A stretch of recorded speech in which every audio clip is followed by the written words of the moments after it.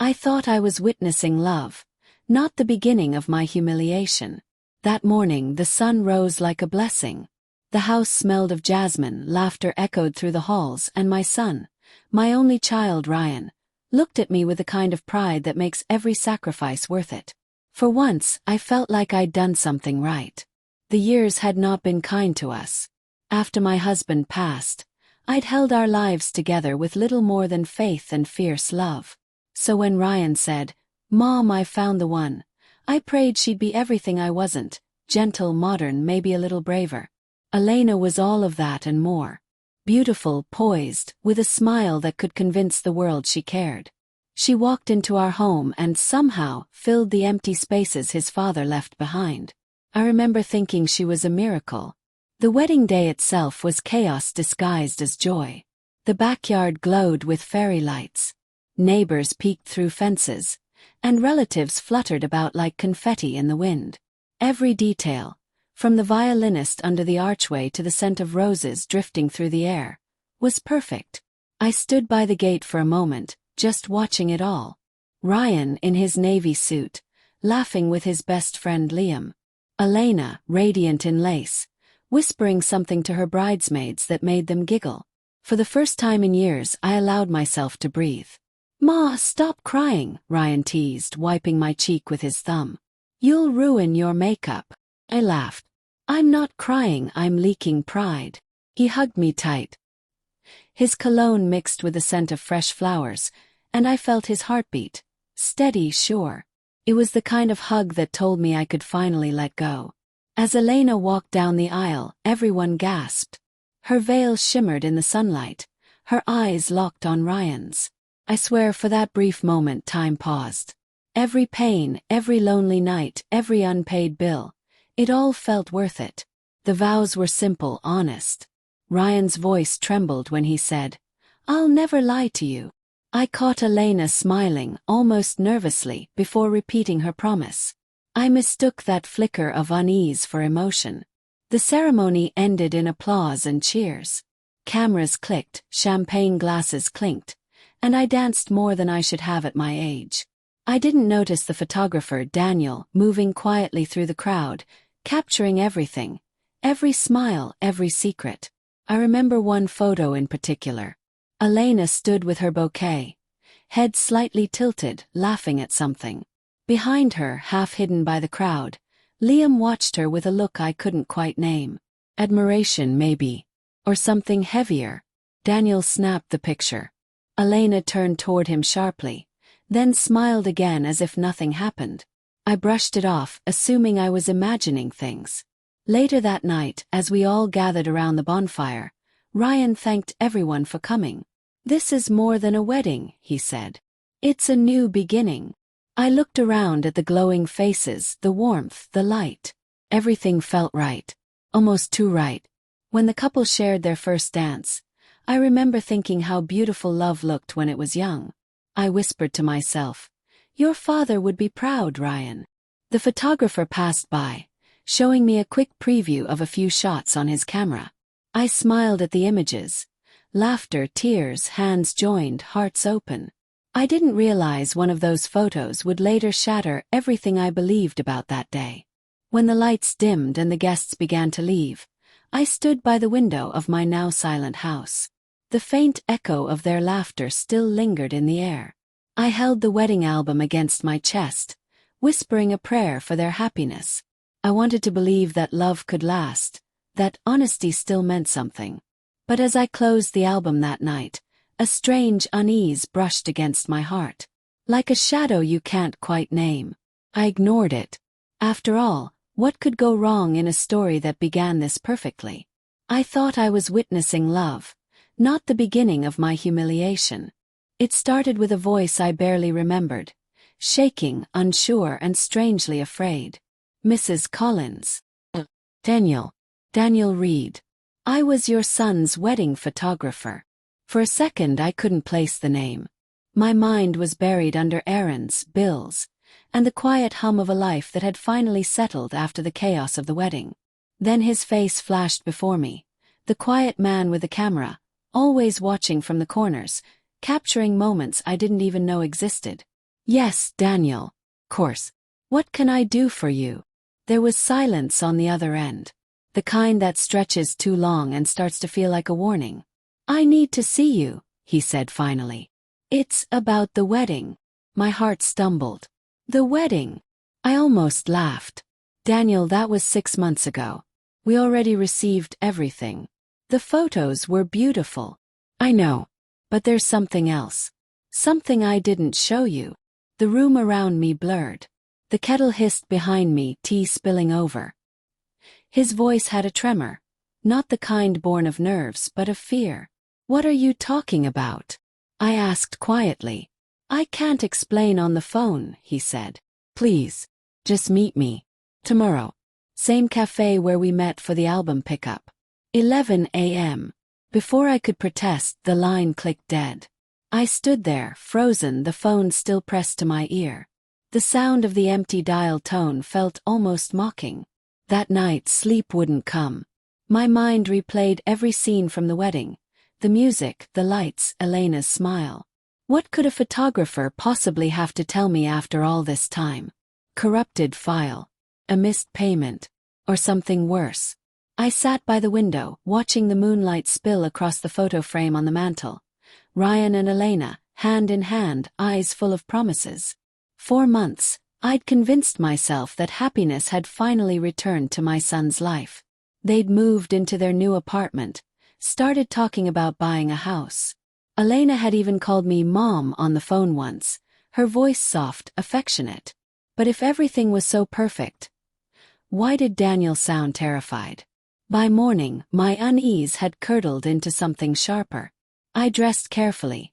Not because I cared what Daniel thought, but because control felt like the only armor I had left. The cafe hadn't changed. Same peeling wallpaper, same faint smell of burnt espresso. I arrived early, sitting near the window, my hands wrapped around a cup I didn't drink. At exactly 11:05, Daniel walked in. He looked thinner, eyes ringed with exhaustion. His camera bag hung from his shoulder like a weight he no longer wanted to carry. Thank you for coming, he said, sliding into the seat across from me. What's this about, Daniel? He glanced around, lowering his voice. I've been debating whether to reach out. But every time I look at those files, I can't ignore what I saw. My stomach tightened. What you saw? He nodded slowly, fingers trembling as they traced the edge of his coffee cup. I kept a few of the raw images, ones I didn't include in the final album. I thought they were just awkward shots. But recently, while backing up my archives, I noticed something I hadn't before. What kind of something? He looked up at me, eyes darting between mine as if measuring how much truth I could take. It's about your daughter-in-law. And someone else from the wedding party. The cafe noise seemed to vanish, just the faint hum of the espresso machine and my own pulse pounding in my ears. Daniel, if this is some kind of misunderstanding. It's not, he interrupted, voice barely above a whisper. I've been a photographer for 8 years. I've seen people in love, people pretending, people hiding. I know the difference. He reached into his bag and pulled out a small brown envelope. He didn't open it, just placed it on the table like it was something dangerous. Before you look at these, he said quietly, you should know I didn't manipulate or stage anything. They're real. Unedited. I stared at the envelope, feeling my throat close. Daniel, why now? Why tell me this? His expression darkened. Because what I saw that day didn't make sense. Not until recently. I think your son's marriage wasn't what it seemed. The air between us thickened. I felt something inside me. An instinct, a mother's intuition I'd silenced for too long, begin to stir. He leaned forward, voice shaking. I think your son's marriage was a setup. I thought nothing could shock me after my husband's death. I was wrong. When Daniel slid the laptop across the cafe table, I already knew my life was about to split open again. His hands were shaking, and so were mine. The soft hum of chatter around us felt miles away, muffled by the pounding in my ears. These aren't part of the wedding album, he said quietly. They're from the rehearsal dinner. I kept them because, They didn't feel right. He clicked a folder titled Private.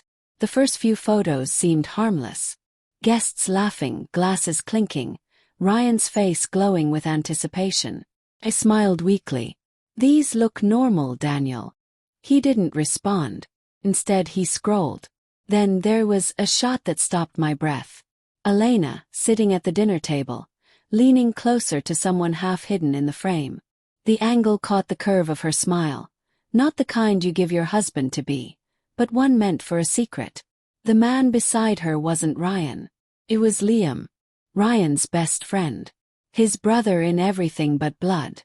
At first, I told myself I was misreading it. The lighting, the timing, maybe it was just a bad angle. But as Daniel clicked through the next images, denial became impossible. Another photo. Elena whispering something into Liam's ear. His expression wasn't friendly. It was hungry. And in the background, Ryan stood near the buffet, laughing with his cousins, oblivious. I felt my throat tighten. When were these taken? Night before the wedding, Daniel said. His voice carried a quiet guilt. I thought maybe it was innocent.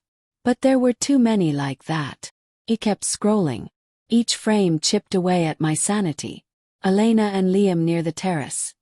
Too close. A lingering hand on his arm. Her head tilted, eyes locked on his.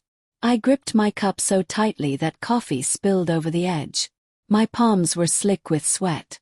I shouldn't have waited this long, Daniel said suddenly. I thought maybe I was seeing things.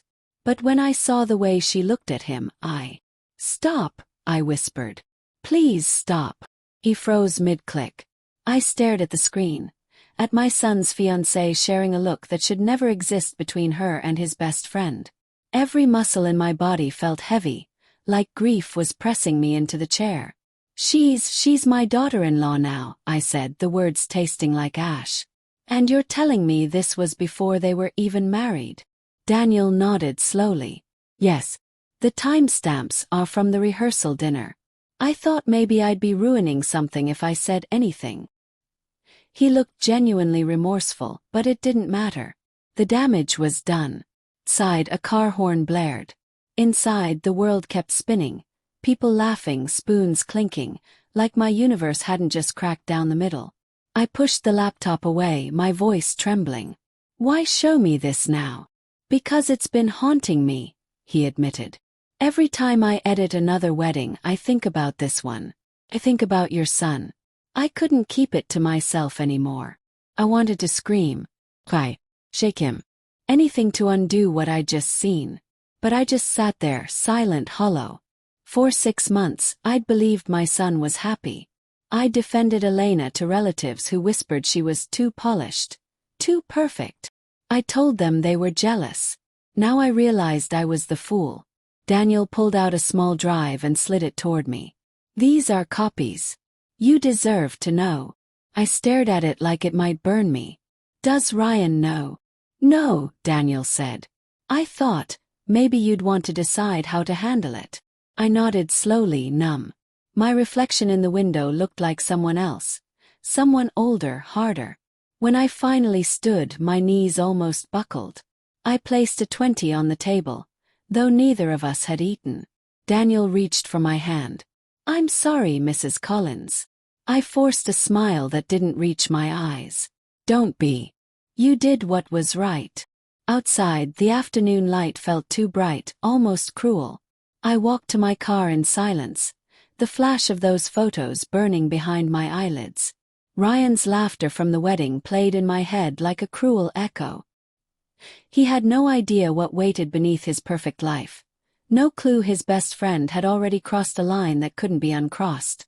As I drove home, I couldn't help replaying every moment, every hug, every smile. How many lies had I mistaken for love?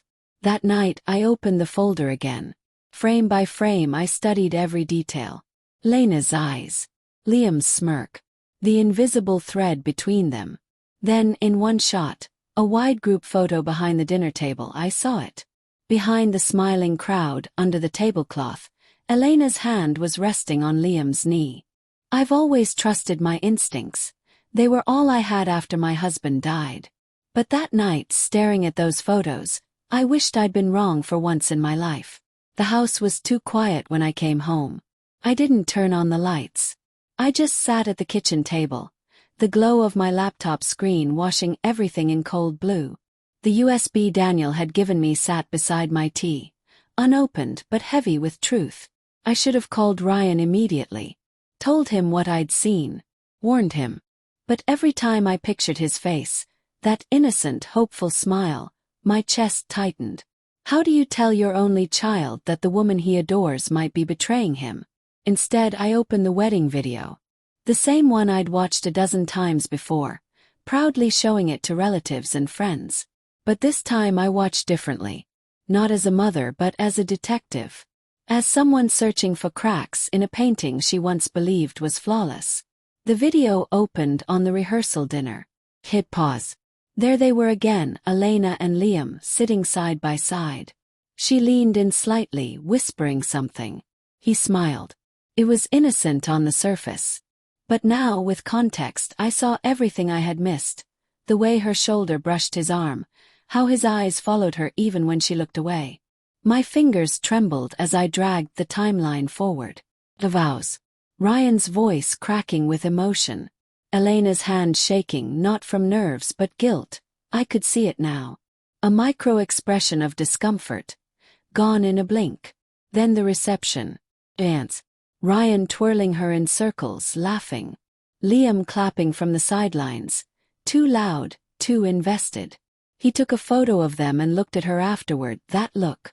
The same one Daniel caught in his camera lens. And me. I'd been there through it all, smiling, blind. When the video ended, I sat frozen, tears blurring my vision. The silence of the house pressed against my ears until I could hear only my heartbeat. Loud, uneven, panicked. Press play again. I watched the whole thing 3 more times. Each viewing peeled another layer of denial off me. By midnight, I wasn't a grieving mother anymore. I was a woman on a mission. I opened a drawer and pulled out one of my late husband's old notebooks. Inside were his notes, detailed, sharp. He used to say, "If you can't find truth in words, look for it in behavior." So I made a list. Every detail that felt off since the wedding. Elena suddenly changing her phone passcode. Liam visiting their apartment to help fix things, even when Ryan wasn't home. Ryan mentioning that Elena didn't want to have kids yet, though she'd once told me she wanted a big family. Each point felt like a small stab. By the end, I could barely breathe. I picked up my phone to call Ryan. My thumb hovered over his name for a long time. But then I saw his last message. "Love you, Mom. Elena says thanks again for the anniversary dinner. You're the best." Well, I couldn't tell him. Not yet. If I was wrong, I'd destroy his marriage for nothing. And if I was right, I'd destroy him. So, I did the only thing a mother can do when the truth feels too dangerous. I started watching. Quietly. Patiently. The next morning I drove by their apartment on my way to the market. Liam's car was parked in front. Ryan's wasn't. Coincidence, I told myself. Had to be. But that night when Ryan called, his voice was relaxed. "Elena's visiting her sister. I'm catching up with the guys," he said. I bit my tongue. "That's nice, honey. Drive safe." After hanging up, I sat in the dark for a long while, staring at the family photo on my mantel. The 3 of us back when life was simple. When trust came easy. I missed that version of me. The woman who didn't double-check every smile, who didn't question every word. It's strange how betrayal doesn't hit like thunder. It seeps in quietly like fog. You don't realize you're surrounded until you can't see your way out. Before bed, I opened my laptop again. I told myself I'd stop digging, that I needed to sleep. But curiosity and dread make powerful companions. I searched Elena's name on social media. Her page looked normal at first. Pictures of brunches, outfits, her hand wrapped in Ryan's. But then I noticed a new post, just uploaded an hour ago. A photo of a wine glass, a candlelit table, a man's sleeve just barely visible across from her. The caption read, "Some nights the heart remembers what it shouldn't." Froze. My pulse roared in my ears. The location tag was a restaurant Ryan hated, the one he refused to go to after a bad argument there years ago. I zoomed in, hands trembling. The watch on that sleeve, I knew it. Silver, engraved with initials. W. Liam Ward. I slammed the laptop shut, my breath shallow. The room seemed to tilt. That night, I saw something on Elena's social media that made my hands shake. Started with one photo, one beautiful, deadly photo. A perfect frame, filtered sunlight pouring across a wine glass, Elena's smile glowing just enough to look effortless. The caption read, 6 months down, forever to go red heart. At first glance, it looked innocent, romantic even. But my eyes weren't drawn to her smile. They locked on the background. Tall arched window. Stone walls washed in golden light. And outside, a coastline I recognized instantly. That wasn't our city. I'd been there before years ago. A private resort 2 hours away, the kind of place you booked for honeymoons or affairs. My stomach turned. I stared at the photo until the screen dimmed, my reflection staring back at me. Pale, tense, trembling. Ryan had never mentioned a trip. In fact, he'd told me that weekend they were staying home, cooking dinner together. The lie wasn't just visible. It was posed. I took a screenshot, saved it. My hands shook so hard I almost dropped my phone. For a few minutes, I just sat there in silence, listening to the hum of the refrigerator. I could hear my late husband's voice in my head. Trust is fragile, Marlene. Once it cracks, it never really heals. I opened Ryan's chat and typed, "How was your anniversary, honey?" His reply came fast. "Nice. Stayed in. Elena cooked pasta. We watched movies. Perfect night." I stared at those words. My son had no idea he was describing a night that never happened. Something cold settled in my chest. I didn't reply right away. I just whispered to myself, "She's lying to both of us." For the next few hours, I couldn't focus on anything else. I kept refreshing Elena's profile, half expecting her to delete the post. And at 9:47 p.m. she did. Vanished like it never existed. But I had proof. I sat there, clutching my phone like evidence in a crime scene, wondering how long she thought she could keep playing this game. I couldn't tell Ryan yet. Not without more certainty. He'd defend her, I knew it. He always did. "Elena's different, Mom," he'd once said. "She's not like anyone else." No, she wasn't. She was worse. By morning my decision was made. I needed to see her face to face. No hiding behind polite smiles or digital lies. So I called her, pretending everything was normal. "Hi, sweetheart," I said lightly. "I was thinking of dropping by tomorrow. I found that scarf you liked." There was a pause on the line. I could hear background noise, faint laughter, a man's voice. Then she spoke quickly, too quickly. "Oh, tomorrow might be busy, maybe next week?" I smiled even though she couldn't see me. "Oh no, I'll be quick. Just 5 minutes." She hesitated again. "Sure," she said softly. "Tomorrow's fine." When I hung up, I sat perfectly still. My heart was pounding, but my mind felt sharp, almost calm. That's the thing about betrayal. Once you accept it, it stops hurting. Just burns. That night I packed a small bag. My camera, a notepad, the printed screenshots. I didn't know what I'd find, but I was done pretending. The next morning I woke early. The sky was heavy and gray, a storm rolling in. I drove with the radio off, the silence pressing against me. Every mile felt like a question I didn't want answered. By the time I reached their street, the drizzle had started. The windshield wipers moved slowly, rhythmically, like a clock counting down to something inevitable. Their apartment building looked the same as always. Neat, tidy, unassuming. But the unease in my gut grew as I pulled over to the curb. I saw a car parked right in front of their building. A dark gray sedan. Familiar. At first I didn't want to believe it. My eyes flicked to the license plate. My breath caught. Liam's car. Course it was. The same silver trim. The same tiny dent on the rear bumper from the weekend Ryan helped him move. I remembered it all. I gripped the steering wheel so tight my knuckles went white. I checked the time, 11:12 a.m. Ryan would be at work by now. I knew his schedule. He was nowhere near here. So why was Liam? I killed the engine and sat in silence, watching the raindrops trail down the windshield like tiny veins. My mind raced through possibilities, each worse than the last. Maybe he'd dropped something off. Maybe he was visiting someone else in the building. Maybe. Well, I wasn't naive anymore. I opened the car door, the rain soaking into my coat instantly. My heels clicked on the pavement as I crossed the street, each step slower than the last. The building door was slightly ajar. I pushed it open quietly, the hinges creaking like they, too, disapproved of what was happening inside. In the hallway, faint music drifted from somewhere above. Low, romantic, a melody I recognized from their wedding playlist. My throat tightened. I gripped the railing and started up the stairs, each step echoing through the narrow space. By the time I reached their floor, I could hear laughter. Worse, muffled. Followed by a man's voice. Liam. I stopped outside the door, my pulse pounding in my ears. My fingers trembled over the doorknob. I didn't know what I'd do if it was true. Scream, cry, collapse. But one thing I knew for certain.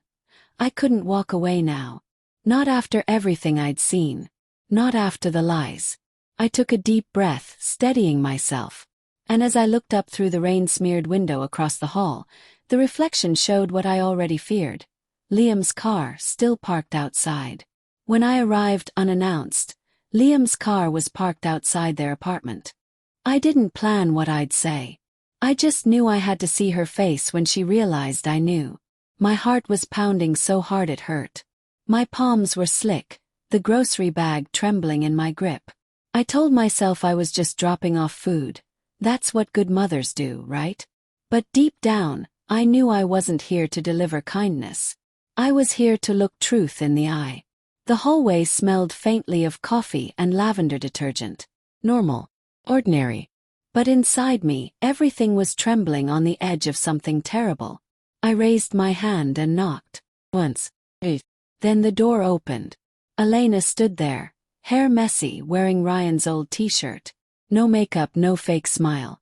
For a moment she just froze. Her eyes widened, confusion flashing before she caught herself. Mom. I didn't know you were coming by today. Her voice was thin, unsteady. She stepped aside, forcing a small smile.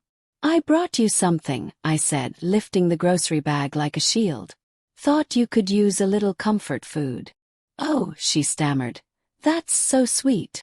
But behind her, I could see movement, a shadow crossing the hallway. Then, as if on cue, Liam appeared. He was holding a screwdriver, pretending to fix the kitchen light. His expression froze when he saw me. For a heartbeat, none of us moved. Oh hey, Mrs. Hale, he said, forcing a grin. Didn't expect to see you here. The, light fixture's been acting up. Just helping out. Of course, I whispered. You've always been helpful. My tone must have scared him because his smile faltered. Elena quickly filled the silence. Ryan called him over. He's better with tools than me. Ryan called him. The lie landed heavy, like a stone dropped into water. I nodded slowly, pretending to believe. My eyes flicked to the counter.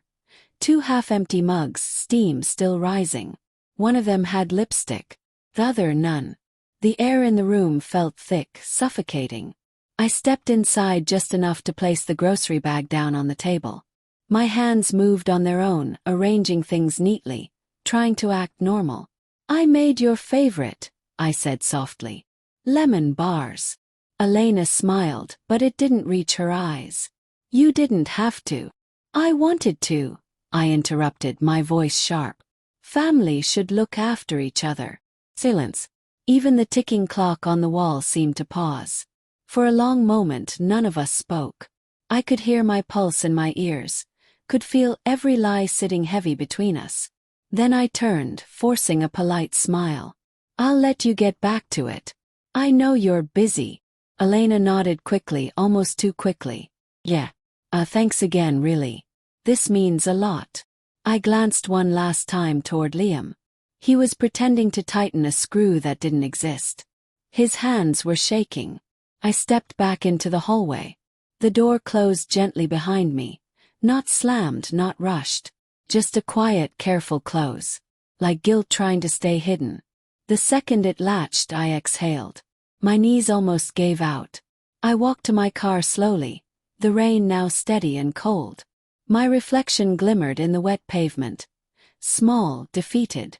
The groceries felt heavier than before, like they were filled with stones. Inside the car, I sat still for a long time, gripping the steering wheel. My throat burned, but I didn't cry. Not yet, because crying would mean I accepted it. Instead, I replayed every sound from that apartment in my mind. The soft laughter, the way Elena's voice trembled, the way Liam couldn't look at me. It all fit now. Every missing piece. By the time I drove home, dusk had fallen. The house was quiet, too quiet. Ryan had texted me earlier. "Love you, Mom. Hope your day's good." I almost laughed at that. I sat on the edge of my bed, replaying the image of their faces. Two guilty actors caught mid-scene. My son was at work, trusting them both. And I had just witnessed the betrayal with my own eyes. My chest felt hollow. I thought of Daniel again, the photographer who had been the first to see what I refused to. He'd tried to warn me. And now I needed him again. Not for comfort. For proof. I picked up my phone and scrolled to his name. My thumb hovered for a moment before pressing call. He answered after the second ring, his voice cautious. "Mrs. Hale." "It's me," I said quietly. "Do you still have everything from the wedding?" There was a pause. "Everything? You mean all of it, Daniel," I cut him off. "Every photo you ever took. Every frame. I need them." He hesitated. "Are you sure you want to see?" "I don't want to see," I whispered. "I need to." Silence. Then a slow exhale. "I'll prepare the files. But may I ask why now?" I closed my eyes, the memory of Elena's startled face burning behind my lids. "Because this time," I said softly, "I want proof that could destroy their lies." I used to think the worst pain in life was losing my husband. But that night, I learned heartbreak can resurrect itself, wearing a different face. 3 days after my call with Daniel, a small brown envelope arrived. No return label, no note, just my name written in his rushed handwriting. Inside was a single black USB drive. I sat at the kitchen table, the same one where I'd planned Ryan's wedding menu, and turned it over in my hand like a cursed relic. 4 hours I didn't move. I just stared at it. Because deep down I already knew, once I plugged it in there'd be no going back. Finally, when the clock struck midnight, I took a deep breath and connected it to my laptop. The screen blinked. A folder appeared. Hale Wedding, full set, unedited. Clicked it open. Thousands of images. Over 3,000 to be exact. The thumbnails blurred together. Smiles, dances, champagne flutes, confetti, all frozen moments of happiness. But to me they looked like ghosts now. I started clicking through one by one. Ryan laughing with his college friends. Elena wiping a tear during vows. Myself proud, naive, unaware. Each photo stabbed a little deeper. I told myself I was looking for answers. But really, I was looking for a reason not to believe what I'd seen at that apartment door. I wanted one image. Just one that made her look innocent again. Never came. The deeper I went, the more cracks I saw. In one frame, Elena leaned a little too close to Liam. In another, his eyes lingered a little too long. I could almost feel the heat between them, hidden in plain sight. By 2 a.m. my eyes ached. I was about to close the folder when something odd caught my attention. A photo buried deep in a subfolder named Reception Extras. Clicked it. The image was slightly blurred, clearly taken mid-motion. The background showed the dance floor, glowing with soft amber lights. In the foreground, Elena, her hand outstretched, subtle but clear. She was passing something to Liam. A small, folded piece of paper. My breath caught. Liam's fingers brushed hers as he slipped the note into his pocket. His expression was calm, practiced. Hers, tense, secretive. It was so quick, so casual that no one would have noticed. Not unless they were looking for it. And now I zoomed in, though the image pixelated. The note was tiny, maybe an inch square. But in her expression, I saw something I couldn't unsee. Guilt. I clicked to the next few photos, desperate for more context. In one, Liam was smiling at Ryan, clapping him on the shoulder. Elena stood beside them, her hand resting gently over her chest, right where her necklace hung. I remembered that necklace. It was my wedding gift to her, a gold heart locket. She had insisted on wearing it that day. Suddenly, I wondered what she had hidden inside it. I pushed away from the table, my mind spinning.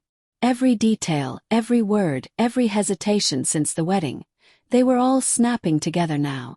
Daniel's voice echoed in my head. I think your son's marriage was a setup. Setup. I stared at the photo again. The note. The secret handoff.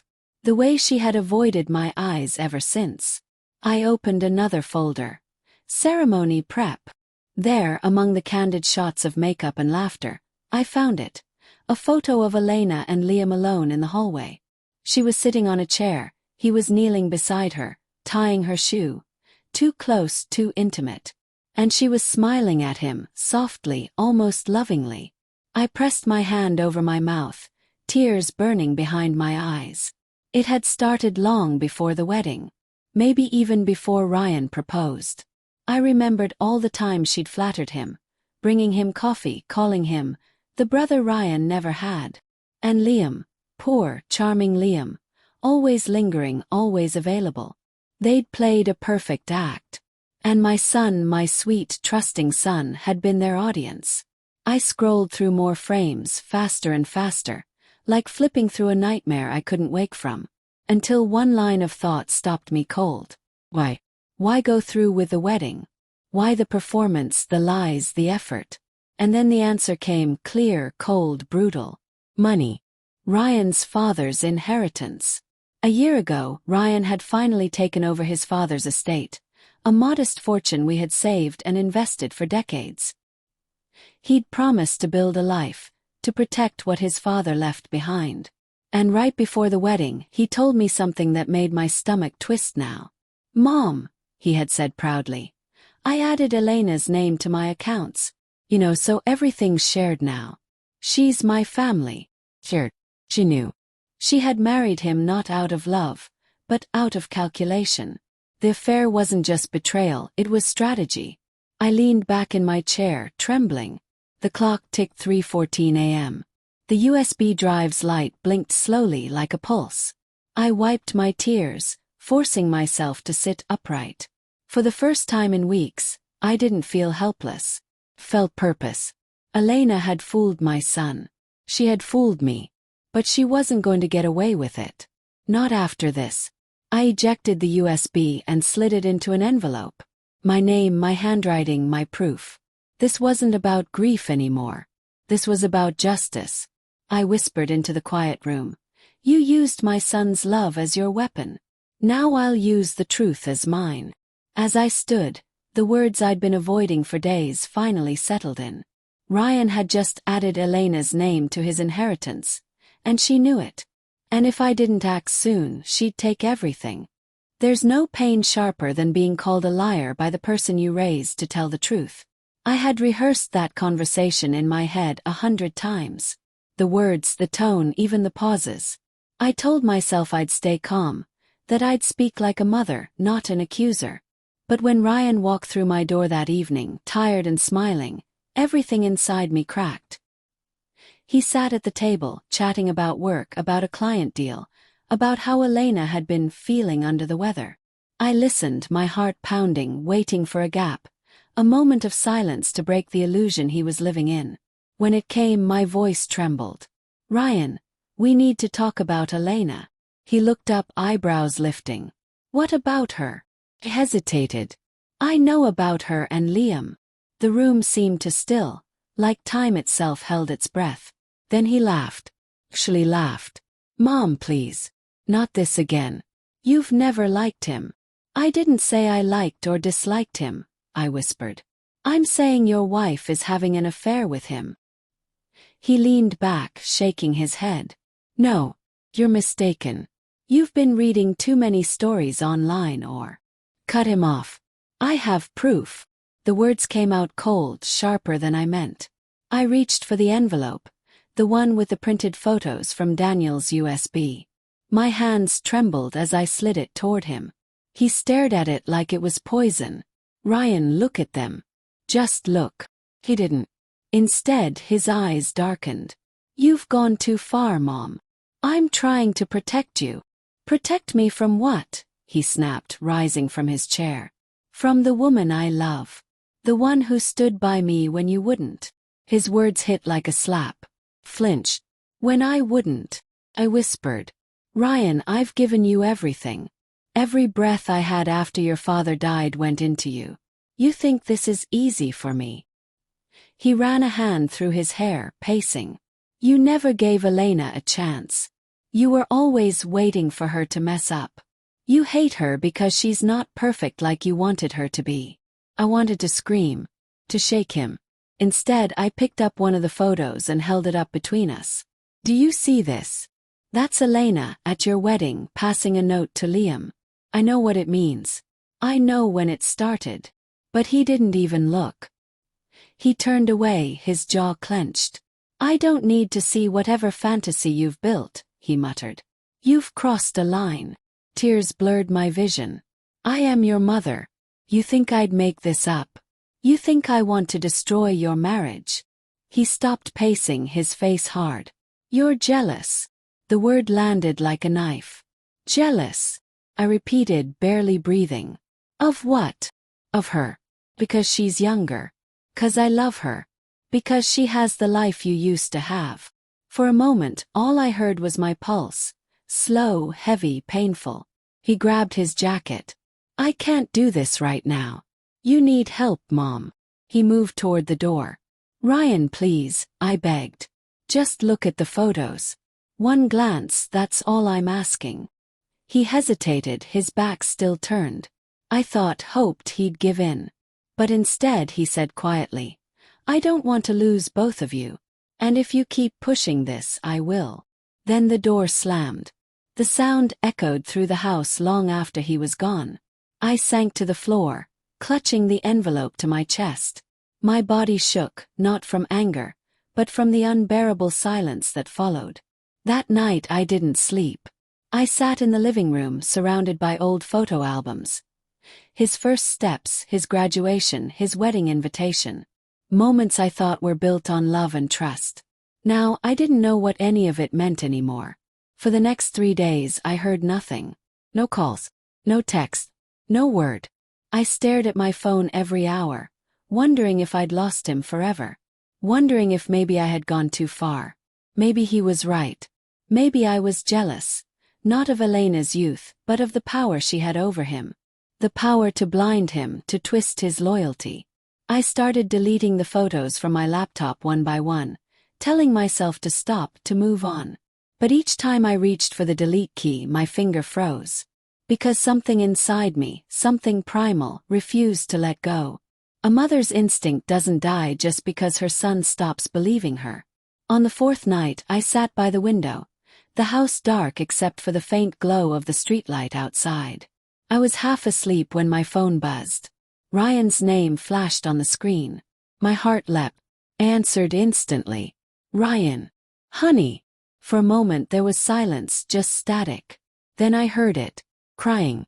Soft, muffled sobs in the background. Mom. His voice was low, broken. Ryan, what's wrong? Where are you? He didn't answer right away. I could hear him breathing heavily, like he'd been running. Ryan, talk to me. Finally he whispered. You were right. And then, the sound of a woman's voice, crying harder. Lena. My blood ran cold. Ryan, what happened? I said, my voice trembling. He didn't reply. All I heard was him whispering to someone else, something I couldn't make out, before the line went dead. I sat frozen, phone pressed to my ear, listening to the silence that followed. Until one night Ryan called, and I could hear someone crying in the background. Some truths don't come softly. They arrive like a scream in the middle of the night. When the doorbell rang, I thought it was the wind. It was past midnight, and the house had that eerie stillness that comes before a storm. But then I heard it again, harder this time. I hurried to the door, heart pounding. Ryan stood there, ill, shaking, eyes red like he hadn't slept for days. For a split second I thought he was hurt, maybe in an accident. But then he said it. "Mom, you were right." The words barely escaped his lips before he crumbled. I caught him as his knees buckled, guiding him to the couch. His hands trembled uncontrollably, his voice breaking like glass. He looked at me with this empty, hollow stare. "I got an email," he whispered. "No name, no subject, just a link." I didn't breathe. He swallowed hard, his throat tight. It was a video. Elena and Liam. In my house. For a moment I couldn't speak. My brain refused to process the sentence. "In your house," I repeated. He nodded slowly, covering his face. "In our bed." The words hit me like a blade. I'd imagined this moment 100 different ways. The truth finally surfacing, the mask ripped off, but I never pictured it this cruelly. Ryan's body shook as he tried to explain. I didn't want to believe it. I thought it was fake, edited, something sick someone made to hurt us. But his voice cracked. "It's her, Mom. It's really her." He handed me his phone. I hesitated, my stomach twisting. But I had to see. The screen lit up, grainy footage, dim lighting. The angle was from the hallway like a security camera. There she was, Lena, laughing softly, wearing Ryan's shirt. And Liam behind her, hands on her waist. My vision blurred, the blood draining from my face. I turned it off before the sound reached my ears. Ryan stared ahead, unblinking. "It was taken last week. While I was at the conference." I sat beside him, unsure whether to hold him or apologize for ever being right. Because the truth, when it finally came, didn't feel like victory. It felt like loss. He broke the silence first. I kept thinking maybe it's old footage. Maybe someone's playing with us. "Do you still have the email?" I asked quietly. He nodded and handed me the phone again. The message was clean, no text, just a link. Sent from an untraceable address. Something about it felt deliberate. Precise. I took a deep breath. "We should call Daniel." Ryan looked at me, confused. "Daniel?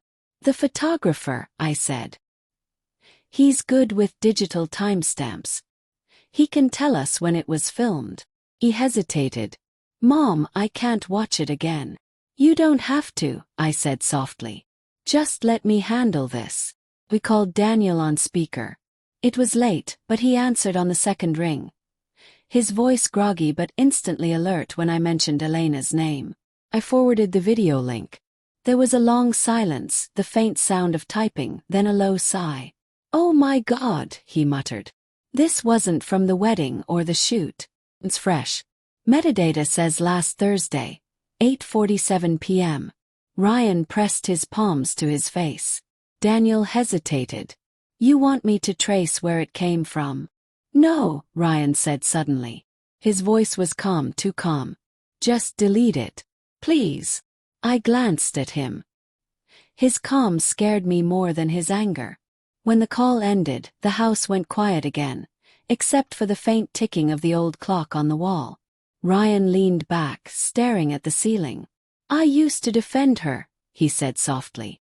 "Every time someone hinted she was too perfect, too calculating. I said they didn't know her like I did." His voice broke. "Turns out, I didn't know her at all." I reached out, resting my hand on his shoulder. "Ryan, listen to me. None of this is your fault. She fooled everyone. Even me." He turned his head slowly toward me. His eyes swollen but hollow. "No, Mom. You saw her. You tried to warn me." I wanted to tell him that I wasn't proud of being right.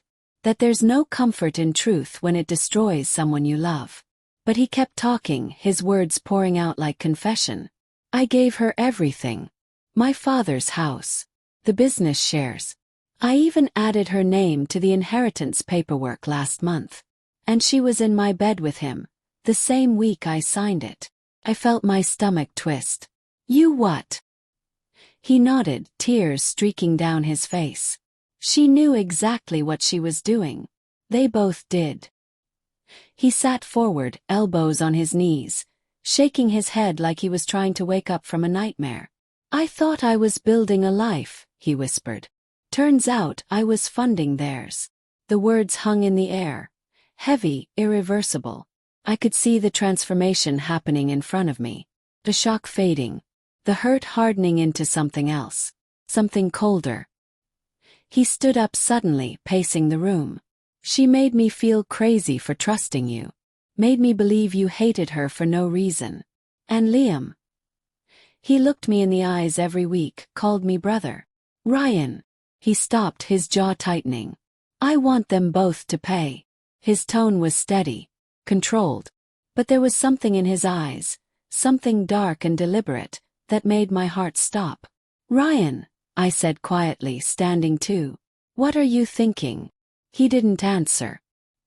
He just stared out the window, the glow of the streetlight cutting across his face like a scar.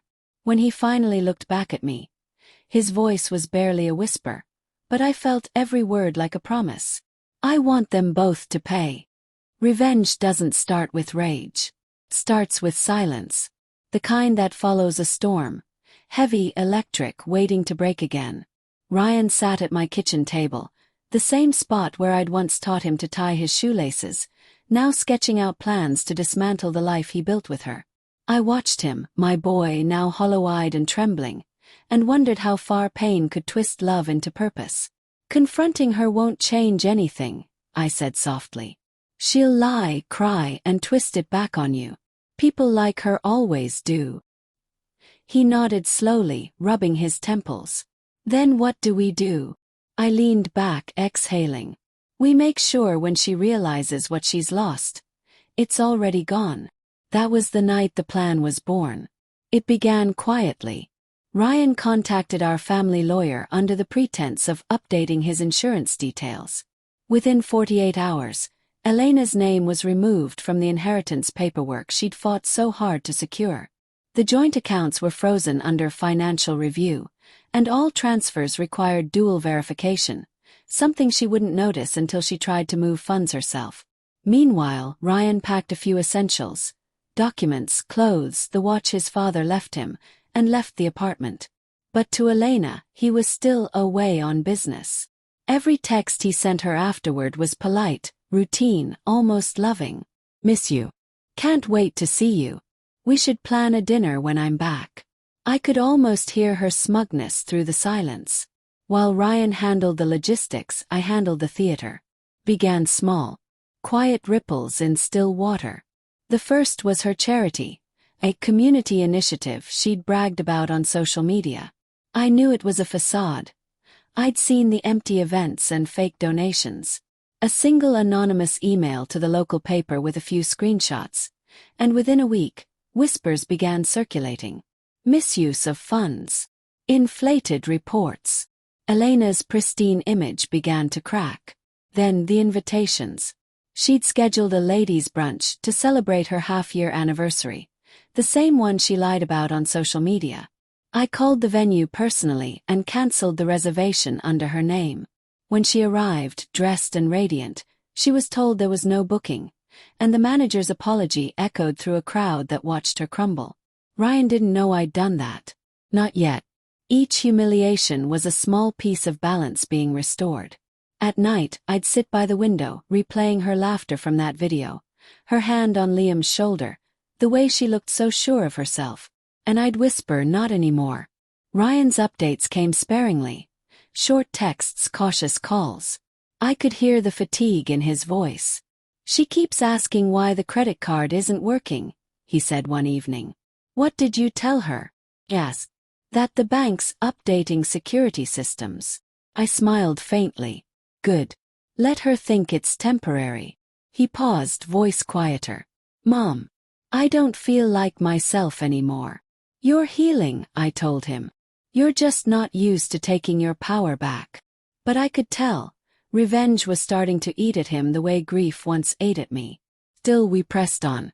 The final blow came unexpectedly. Daniel, the photographer, reached out again. He said someone had been trying to contact him, offering money for the raw wedding files. When he sent me the number, my stomach turned. It was Liam's. That was when I knew Elena was losing control. She was panicking, trying to cover tracks that were already gone. I called a trusted cousin, one who had always disliked Elena's charm. I didn't share the video, not directly. I just let her see a few seconds, then let her imagination do the rest. Within hours, the story had spread like wildfire among relatives. By morning, even Elena's closest friends were avoiding her. Ryan came over that night, exhausted but lighter somehow. She's been calling non-stop, he said. Screaming, crying, begging me to come home. What did you say? He hesitated, then smiled, a small, broken smile. Nothing. I blocked her. He nodded. Good. For the first time in months, there was quiet between us. Real quiet. The kind that didn't hurt. He stood by the window, looking out into the dark. I used to think revenge would make me feel worse, he said softly. But watching her fall apart piece by piece, I don't feel guilt, Mom. I feel free. Understood.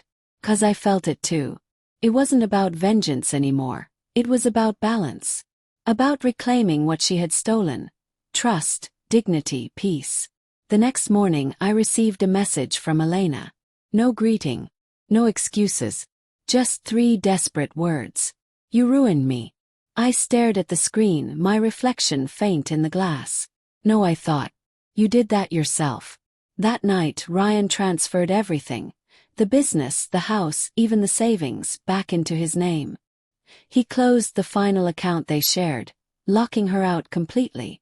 By the time she realized she'd lost control, we'd already taken everything back. But what I didn't know then, what neither of us could have guessed, was that Elena wasn't done. And the next move she made would change everything. I thought the story had ended. But life has a cruel way of reopening wounds you've already stitched shut. It was a quiet afternoon in late spring, sunlight spilling through my curtains, the air heavy with the kind of stillness that only comes after too much chaos. I was making tea when I heard a knock. Soft, hesitant, almost apologetic. When I opened the door, Daniel stood there. The photographer.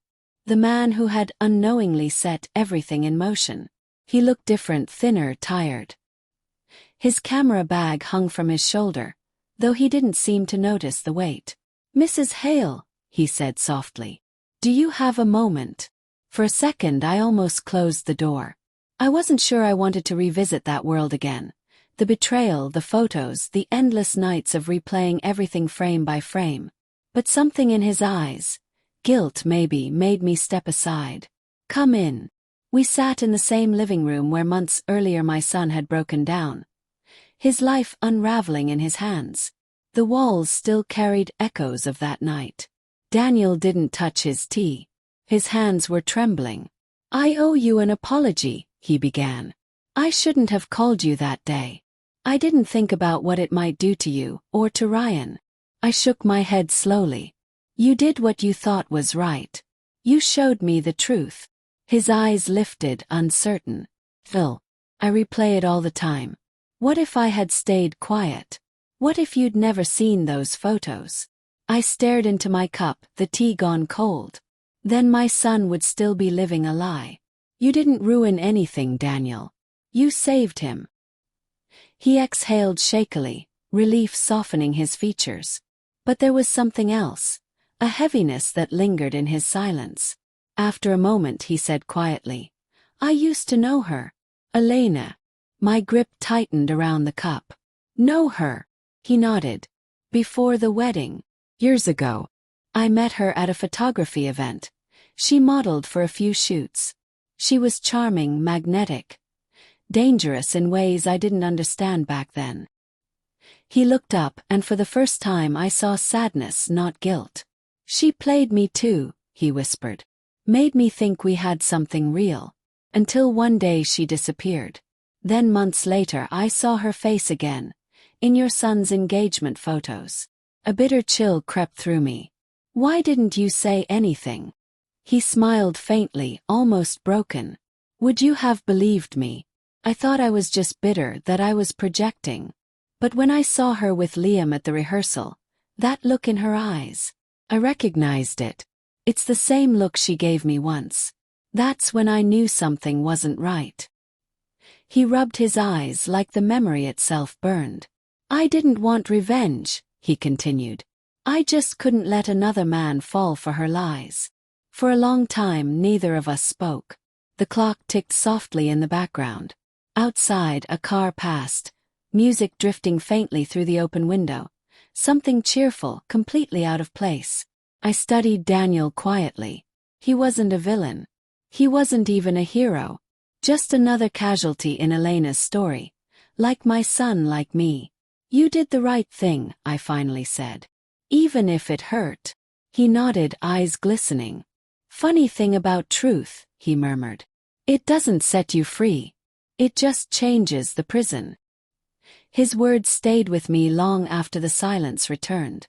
When he stood to leave, I walked him to the door. The light was softer now, almost golden. The kind of light that makes everything seem peaceful, even when it's not. He hesitated at the doorway, gripping his camera strap. There's one more thing, he said quietly. I frowned. What do you mean? He looked down, as if debating whether to speak at all. Then he met my eyes, and the haunted look in them made my chest tighten. You haven't seen the last photo, he said. I blinked. What photo? He didn't answer. Just offered a faint, pained smile and turned to leave. I stood there long after he disappeared down the street, the sound of his footsteps fading like echoes of something unfinished. That night I couldn't sleep. His words kept looping in my mind, like a whisper I couldn't silence. You haven't seen the last photo. Somewhere out there I realized the story wasn't over. And whatever was left, whatever image he still carried, might change everything I thought I knew. Some truths come softly. Others arrive like a blade. This one cut straight through the calm I'd tried so hard to rebuild. It was a week after Daniel's visit when the email arrived. No subject line. No message. Just an attachment. One final photo. I almost deleted it. I told myself I was done, that no image could change what had already been destroyed. But curiosity is a cruel thing. It whispers even when you beg it to stop. So I opened it. And there it was, the last frame. A moment I'd never noticed, though it was right there. Hidden among thousands of smiles and champagne toasts. The photo was from the wedding night, the dance floor glowing with soft amber light, guests blurred in motion. In the center stood Elena, radiant in her gown. But her body was turned slightly away from the crowd. She wasn't looking at Ryan. She was leaning toward Liam. His hand rested low on her back, too familiar to be innocent. Her lips were near his ear, her expression unreadable, except for one small detail. Her other hand was resting on her stomach. Not casually, protectively, almost instinctively. My breath caught. I zoomed in, her fingers curved, thumb tracing slow circles against the silk fabric. And in Liam's eyes, I saw something I hadn't seen in any other frame. Fear. That's when I understood what Daniel meant. It wasn't just an affair. It was a secret, one she carried into the marriage. I felt the room tilt around me. The screen blurred. My throat closed as the air thickened with disbelief, fury, heartbreak. All at once. If the timing was what it looked like, she hadn't just betrayed Ryan. She had trapped him. A lie in a white dress. I pressed a trembling hand to my mouth and whispered, "Oh God, no." I could hear the echo of my son's vows in my head. I promised to love you, to trust you, to protect you. He had done all of that. And she had destroyed it before it even began. For a long time I couldn't move. Just sat there, the screen glowing in the dim light, the photo burning itself into my mind. Then something inside me went quiet. The rage, the grief, the endless cycle of suspicion and revenge. It all stilled. Like a storm that had finally spent itself. Because in that single frame, I realized I didn't need to fight anymore. The truth had already done the work for me. I clicked delete, then emptied the trash. Permanently. That image would never exist again. Not because I wanted to hide it, but because I was done letting it own me. Later that night, Ryan came by. He looked older, not in years but in spirit. Like someone who had seen too much of the world's cruelty too soon. He sat across from me at the kitchen table, the same place we'd built our revenge months ago. "I filed the papers," he said quietly. "I didn't ask for details. I didn't need them." "She didn't fight?" asked. He shook his head. "No." Just cried. Said she was sorry. Said I'd regret it. His voice cracked a little. "But I don't, Mom. I don't regret anything anymore." I reached across the table and took his hand. His fingers were cold. "She doesn't get to define your life," I said softly. "You do." He nodded, eyes glistening. "You were right. About everything." "No," I whispered. "I wish I'd been wrong." Silence settled between us. Not the tense kind, the healing kind. The kind that follows the end of something painful, when there's nothing left to prove. After he left, I sat in the dark for a long time, listening to the night hum outside. I thought of Daniel, the stranger who saw what no one else did. I thought of my late husband, who would have known exactly how to steady our son through this. And I thought of Elena, the woman who had fooled us all and yet, in the end, destroyed herself. What did she gain? Money, security, control. None of it lasts when it's built on deceit. Love is fragile, yes. But truth is relentless. It finds cracks, seeps through silence, and eventually shines through, even if it takes months or years or the lens of a stranger. I stood, opened the window, and let the cool night air wash over me. Somewhere in the distance, a dog barked. Car passed. Life went on. For the first time in months, I felt light. Not happy, but free. Before turning in, I took one last look at the laptop. The folder of wedding photos was gone now, the USB tucked away in a drawer I'd probably never open again. I whispered a small prayer, not for forgiveness but for peace. For me, for Ryan. And even, in some strange way, for her. Because maybe that's what closure really is. Not the absence of pain but the acceptance that it happened and you survived it. I switched off the light. As I walked to my room, I thought about the chain of moments that led us here. One photo, one lie, one choice at a time. And how truth, no matter how long it hides, always finds its way home. Final line. Truth always finds its light, sometimes through the lens of a stranger.